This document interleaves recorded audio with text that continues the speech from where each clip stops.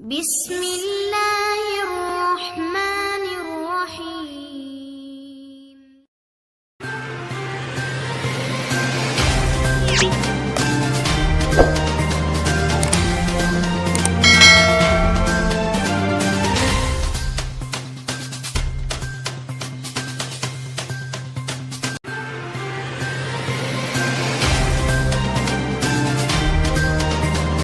अस्सलामुअलैकुम अज़ीज़ तालिबात।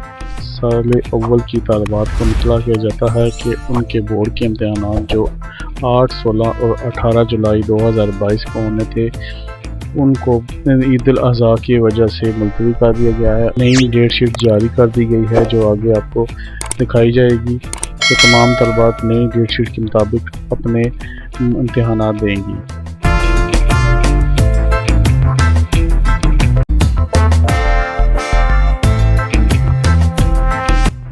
साल अव्वल के इम्तहान जो 8, 16 और 18 जुलाई को होने थे वो अब तब्दील होकर 27, 28 और 29 जुलाई को होंगे। तमाम तलबात ये नोट फरमा लें और ये डेट शीट दिखाई जा रही है, इसके मुताबिक अपने इम्तहान देंगी, ये नोट फरमा लें।